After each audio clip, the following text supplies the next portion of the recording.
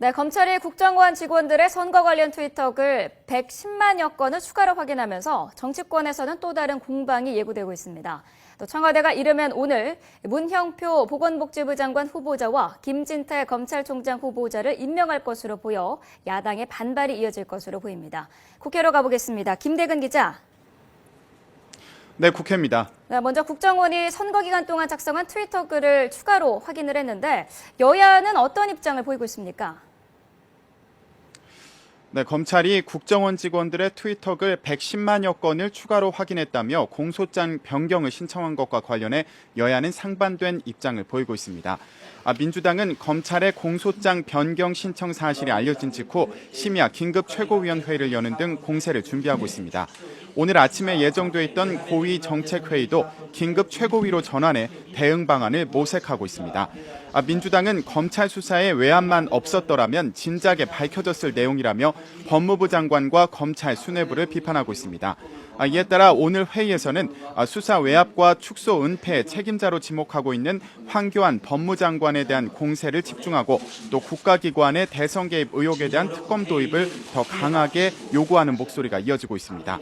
민주당 의원들은 오후에는 서울 시청학 광장 등에서 집회를 열어 대국민 홍보전도 강화한다는 전략입니다.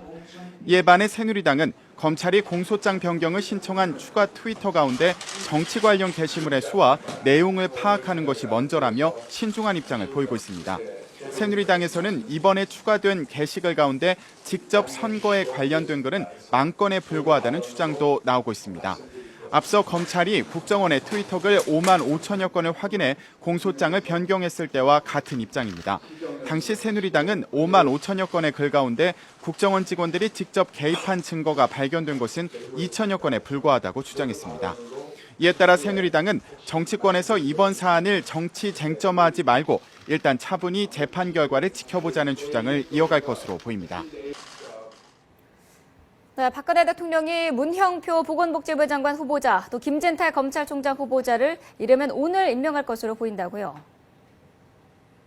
네, 그렇습니다. 박근혜 대통령이 문 후보자와 김 후보자를 임명할 법적인 근거가 오늘부터 생긴 만큼 이르면 오늘 두 후보자에 대한 임명이 이뤄질 수도 있습니다. 인사청문회법에 따르면 대통령이 인사청문 경과 보고서 제출을 요구한 날까지 국회가 청문 보고서를 보내지 않으면 대통령은 그 다음 날부터 후보자를 임명할 수 있습니다. 청와대는 두 후보자 임명과 관련해 아직 정해진 것이 없다고 밝혔지만 늦어도 이번 주 안에는 임명이 이뤄질 것이란 전망이 지배적입니다. 청와대가 문 후보자와 김 후보자에 대한 임명을 강행하게 되면 민주당의 강한 반발 속에 여야 관계는 더욱 악화될 것으로 보입니다. 또 민주당이 문형표 후보자의 거취와 연계해 임명 동의안을 처리하지 않은 황찬현 감사원장 후보자에 대한 인준 반대 입장도 더욱 공고해질 전망입니다. 이에 대해 새누리당은 황 후보자의 임명 동의안을 직권상정하는 카드로 맞설 것으로 보여 여야 대치가 더욱 고조되고 또 물밑에서 진행되던 국회 정상화 협상도 영향을 받을 것으로 보입니다. 지금까지 국회에서 YTN 김대근입니다.